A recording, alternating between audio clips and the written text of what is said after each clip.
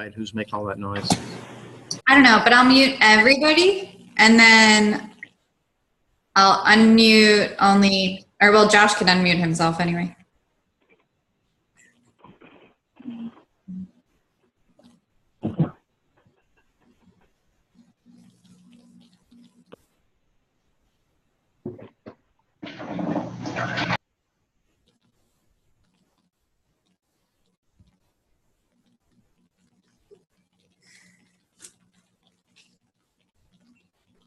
So I'll give it like 1 more minute and then we'll get going. I just have some real quick reminders and then Josh will kind of take over and give a summary of AS 220 again for those people that kind of forget and some updates that have been done and good stuff like that.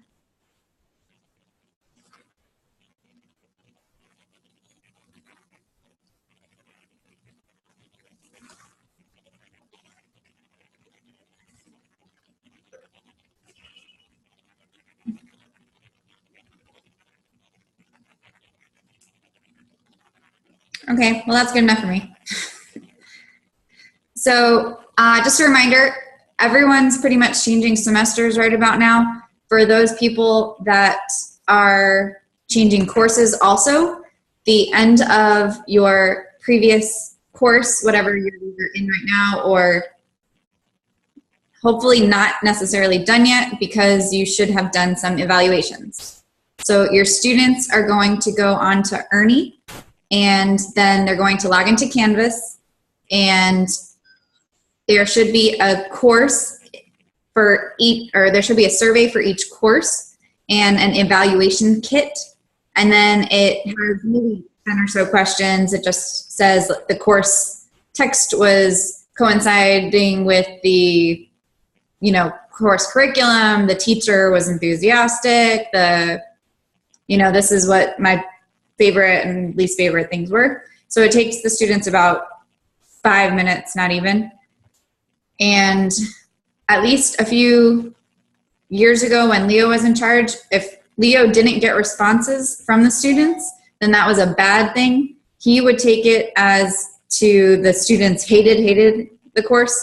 So if you can get 100% response rate, then that's preferred. And every so often, Ernie will send you an update as to how many students actually completed the survey. So that should be done. Your students should have access within the last 2 weeks of the class. And as long as they remember their Ernie password, it's pretty easy. So that's one. And then what you guys have to do are the final grades. So the last day of class, the final grades are open on Campus Solutions. And just make sure to remember to save and post. So you save all your scores. They have to be in the A, B, C, D, E, F. Well, not E. Maybe E if you're like that good. But A, B, C, D, F, no minuses, no pluses, no pass fails, just the letter grade. And then save at the bottom right, and then it will be updated, and then you can post. So just make sure you post, because I always forget to do that. And so that's open the last day of class to about 5 days after class. So you have a few days to complete that. And then that's for the courses that you've already taught or that are ending. And then you just have to remember to enroll your new students. If you have any new students, they have to go through the whole process again with the paper signing and the online registration, only if they are new students to the Embry-Riddle courses. If they have already taken the Embry-Riddle courses, then you don't have to enroll them. Sorry, you don't have to, enroll them, that's the word. But you do then still have to register them if they are taking a new class. So just don't forget to do that.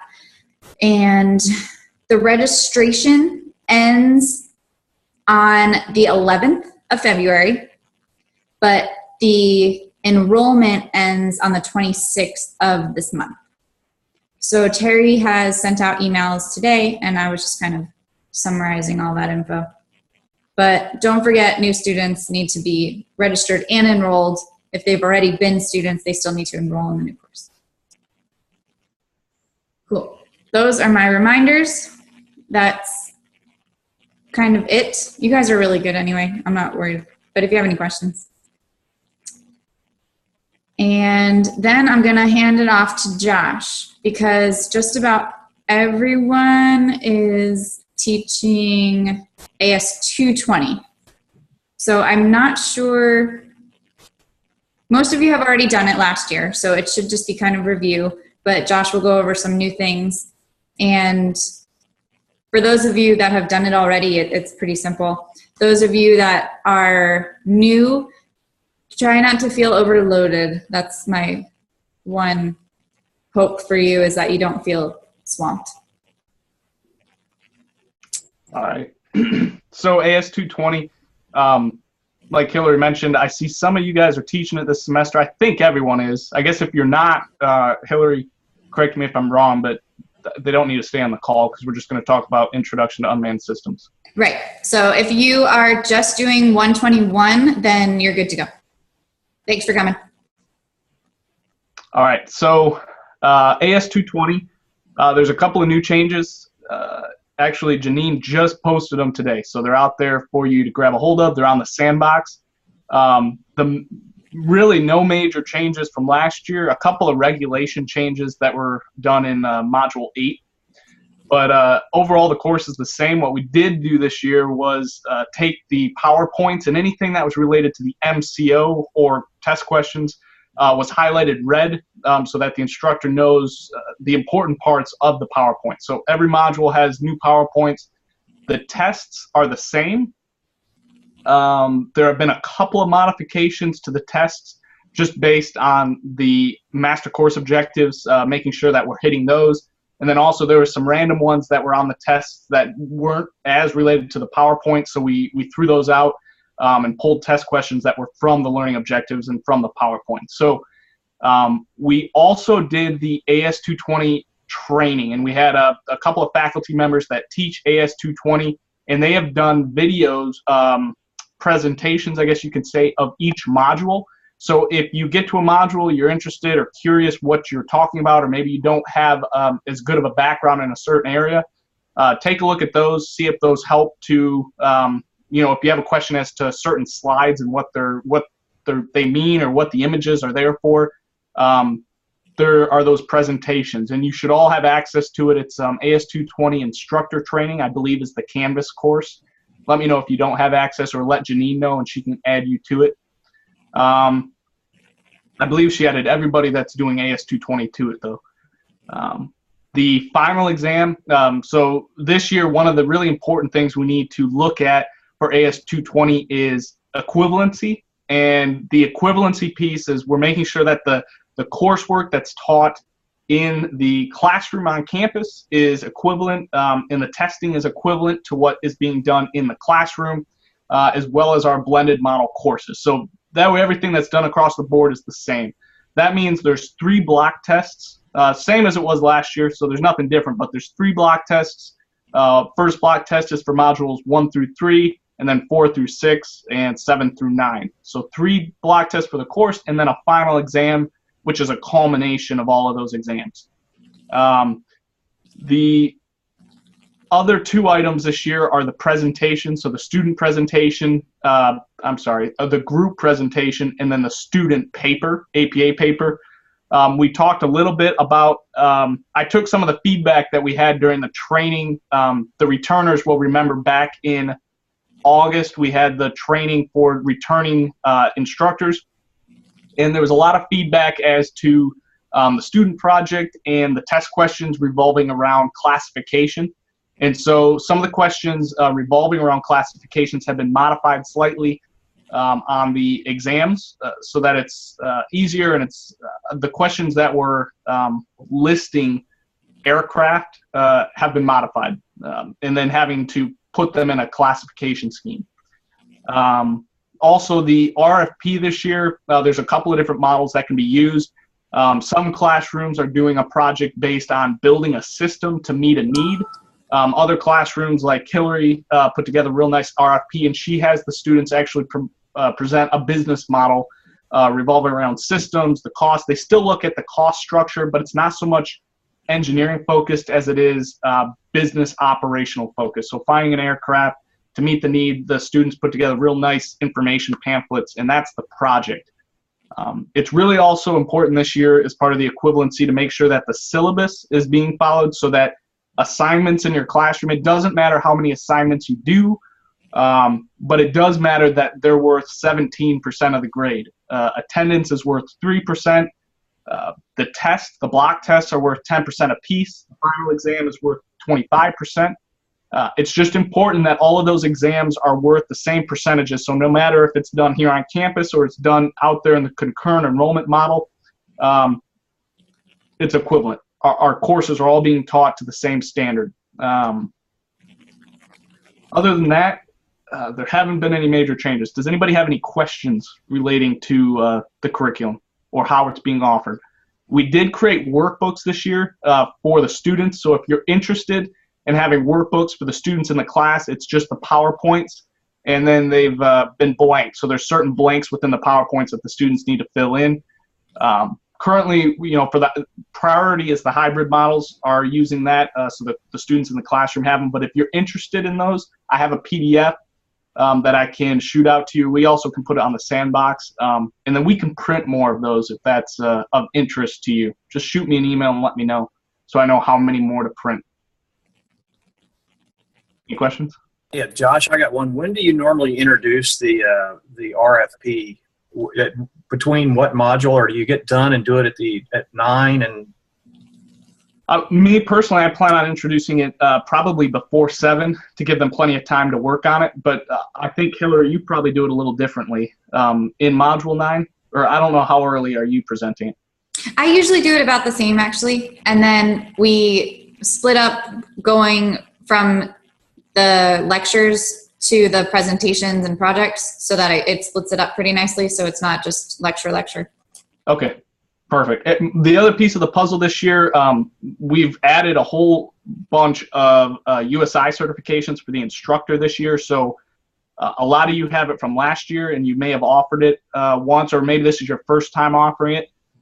If you have any questions relating to your user credentials, because you need to log into your USI course to offer the material to the students, if you're doing the certification, we can do a separate Zoom meeting on that, how to set it up, how to offer it, how to set up the exam and stuff like that. Because to be honest, we'll push that to the end of the semester. I plan on doing mine probably the last month. So I'm going to try to finish up the course probably 3 to 4 weeks ahead of time and do the certification piece at the end of the course. That way they know all about unmanned aircraft systems. And then the safety portion is a logical next step. If you don't have the certification, don't worry about it. You'll have plenty of curriculum to last you a full semester. Also, one other thing that's been added this year are the do-it-yourself kits, quadcopter kits. Everybody, I believe, is receiving around 4 of those. So if you see the boxes show up, they look just like this. It's a do-it-yourself kit. It's a quadcopter. There's a whole bunch of components inside of this. We're not going to actually start on these projects till probably March, because some of the schools are requesting toolkits to put these together. And so the toolkits are going to have to be ordered. So that's probably a month or 2 out. It would be too early to start these now anyways, but it's a resource for the classroom. It's not required. It's not part of the curriculum, but if your specific classroom has extra time that you would like to build a quadcopter kit, that is also something you should let me know. And if you need tools or whatnot, we're ordering those this month. So we should have those by March, and then we can start shipping those out. But my plan is to put about 4 to 5 students per kit. So you should start seeing those soon.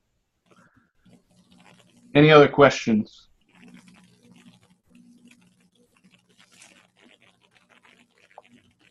Well, I got a couple. So, and these are Canvas questions. So if everybody is good with Canvas, then I'll call you and ask you offline. Yeah, just call me separately and we can go through Canvas specifically. I started putting together a Canvas course, and you're going to be a little different because of the hybrid. I pulled one together today. and I can share that with you too, so you can see how that works. You guys are a pretty easy crowd. No questions, nothing. We're Hey, good. Josh, Joe King over in Charlotte County. Got a question about USI. Okay. I was planning on having my students taking them to the computer lab, maybe on a weekly basis, kind of doing it as part of the class. So Yeah. I could literally start at just about any time. You can start at any time you want, and that's kind of the nice thing about the curriculum is it's flexible. So they have all the coursework online. If you would like to fit that into your curriculum early, that's absolutely no problem. You do it however you feel like the students are going to capture it better. That's all completely up to you, because you are the instructor in the classroom for both the curriculum and for the certification. So you will be scheduling their exam for the certification. You will be doing the training for the certification material. So if you want to start that early in the computer lab, that's completely up to you. Okay. And as far as them enrolling in my class, they just follow the directions that are posted on USI, right? So for this year, it's going to be different because we've actually already purchased the workbooks for that curriculum. To offer the certification, you need the workbook because each student will have a workbook that they fill out, kind of like you did for the SUAS safety course section. We purchased workbooks ahead of time, and that workbook is also their certification fee. So before you start teaching the course, send me a list of all the students in your class. So that way I can send you that number of workbooks. That workbook is also their exam fee. So it's going to be important that you give me an accurate number, and then I'll ship them to you, and then you can start whenever you want. And then there's a process for how you schedule the exam and whatnot, but there's a PDF that explains all that. I can get that to you. Okay, second question. I think you know that Kevin Stevens did not get certified to teach that course. Can I take his 220 students and enroll them in my course? Are you guys at the same school? Nope. That's a good question. I don't know. Talk to me offline. We'll figure something out. Okay, my last question would be, if I had students who are currently enrolled in AS 121 who took the course last year, the 220 course last year, can I enroll them in the safety course this year? Yes. Yeah, that is actually something you can do. If they've already taken 220, that means they have the classroom portion of that certification that's required to get the cert. So if they've completed 220, then you can enroll them in that. Just make sure, I don't know if you're doing CAPE funding for that. Is the CT? Yeah, we are. So they can actually attach that to their high school course code. Let's say if they're in a different, they can't take 220 again, but they can do the certification piece. So if they're taking 121, then you'll just attach the SUAS safety course code to AS 121 along with the private pilot ground school. Okay.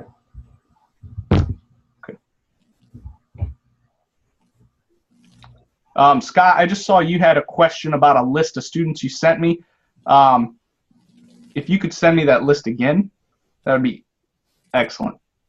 And I'll ship those out to you. Just send me the list of students and then send me an address to send them to.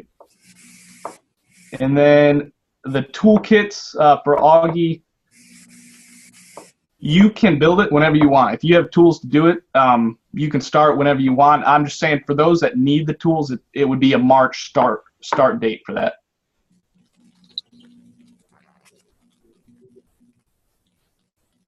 Anything else?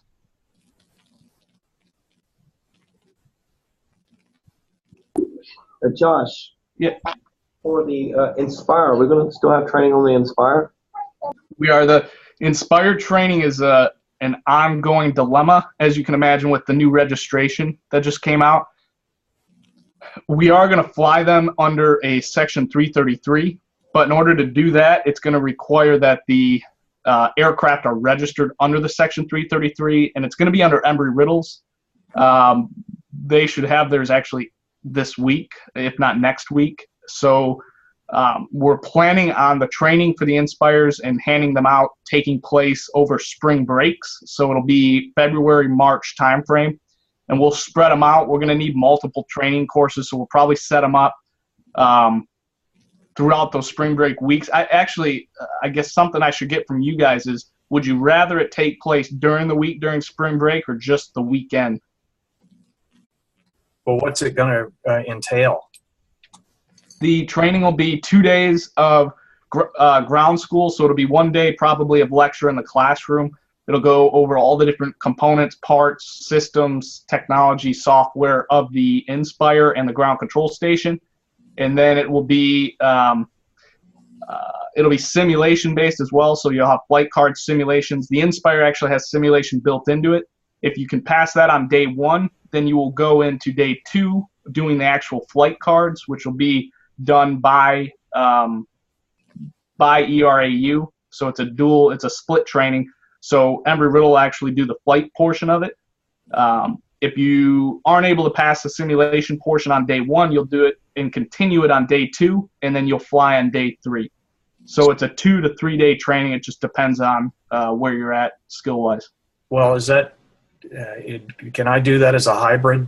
I mean, the person would have to do it would be the in-classroom teacher, right? No, that's going to be a tricky part for the hybrids because they're going to have the SUAS safety certification first.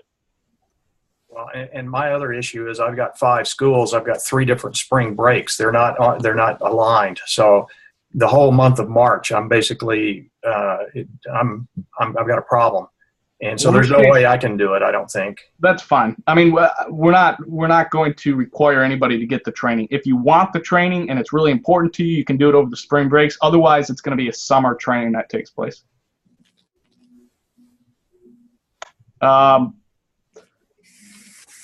So attached to that, the Inspires, going back to the registration, some of the questions that are coming up right now are, do we register the AR drones and do we register these Inspires that we're going to have? I called the FAA registration office this week because that's a question, because as public institutions, as high schools, you should technically, as clubs, AMA clubs, for example, you should be able to register these aircraft. No problem, but the problem is they're not allowing business or organizational entities to register aircraft. So that means Embry-Riddle or any high school can't register the aircraft as hobby use. They'd have to register them as business use or organizational use, which would fall under Section 333 or a public use COA. The problem that's causing is that like Embry-Riddle. If Embry-Riddle was to register all of these aircraft under Embry-Riddle, we'd have to N-number every single individual aircraft. And what that does for us is you have to fly those under a Section 333 as a private institute, which requires you to be 17 years old and have a sport or recreational pilot license. That doesn't apply to all these programs, so that causes some issues. So we're working out the details on how we're going to register these aircraft, who is going to register these aircraft. The real issue that it comes down to is liability, because you as an individual, if you were to register the aircraft under you, you're responsible for that aircraft. You're basically registering. The new registration isn't registering the aircraft, it's registering the operator. And then the operator is putting their registration on every aircraft that they fly. You as the instructor in the classroom would not want your registration number tagged to every single aircraft because that could cause some issues, both liability. And so what we're doing is figuring out that process. I have a question or a request out to the FAA. They actually didn't know. So they're escalating that ticket to somebody else that hopefully can come up with a solution. Because I'll tell you, a lot of AMA chapters, there's already been one individual in Maryland filed suit against the FAA for the registration because they consider it unlawful under Section 336 of the 2012 FAA Remodernization Act. Because of that, the AMA is actually looking at following suit and filing a lawsuit against the FAA in federal court. So if that happens, it's going to be a mess. So we're just kind of waiting. We're going to wait a couple weeks. We have until January 21st to do it for free. If we don't make that cutoff, we have until February 19th is the deadline, and it's $5 per aircraft after that, so we'll just have to sort that out. But we're still waiting on the FAA to kind of give us some headway as to how we're going to register all these aircraft across the state. Can they fly them indoors before they're registered? Yeah, you can fly them indoors, and that's one of the reasons, a netted structure, gyms are perfect. The FAA doesn't regulate inside of these structures, so you can still fly the Inspire, you can still fly these AR drones, you can fly any of that inside of a netted structure, inside of a gym or building. You just can't fly them outside.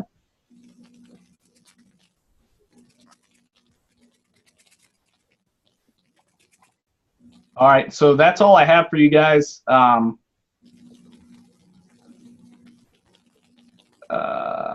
Let's see. I'm just looking at the chat here.